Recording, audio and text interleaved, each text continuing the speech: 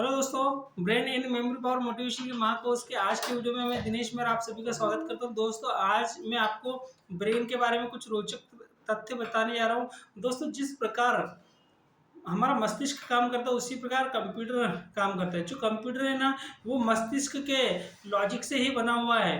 दोस्तों, जिस प्रकार कंप्यूटर में किसी भी इंफॉर्मेशन को स्टोर करने के लिए, ओपन करने के लिए, सेव करने के लिए या रिकॉल करने के लिए इन्फॉर्मेशन को पहले टाइप किया जाता है, टाइप करने के बाद सेव किया जाता है, सेव करने के बाद उसे रिकॉल किया जाता है। उसी प्रकार ब्रेन में भी किसी भी इंफॉर्मेशन को इंस्टॉलेशन, मेंटेन और रिकॉल किया जाता है। अब दोस्तों, ये इंस्टॉलेशन क्या होता है? इंस्टॉलेशन मतलब सूचनाओं को सही क्रम में मस्तिष्क में स्टोर करना, इट इज कॉल्ड इंस्टॉलेशन।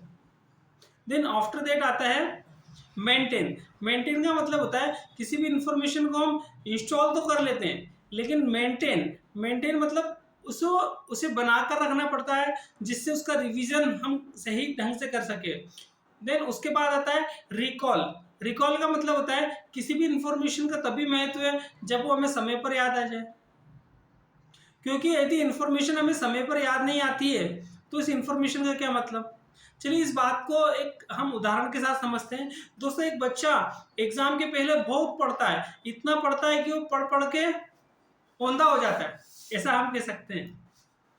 तो दोस्तों, उस बच्चे को सारी इंफॉर्मेशन भी ब्रेन में इंस्टोर हो जाती है, या यूं कह सकते हैं उसे याद हो जाती है। लेकिन जिस दिन उस बच्चे की एग्जाम होती है और वह एग्जाम हॉल में एंटर करता है, और जैसे उसके हाथ में एग्जाम पेपर हाथ में आता है, सारी इंफॉर्मेशन उसकी पंख लगाकर धीरे धीरे उड़ते चली जाती है। दोस्तों, मजे की बात यह है कि जैसे वो बच्चा बाहर आता है, वैसे उस इंफॉर्मेशन उसे रिकॉल हो जाती है, या यूं कह सकते हैं याद आ जाती है।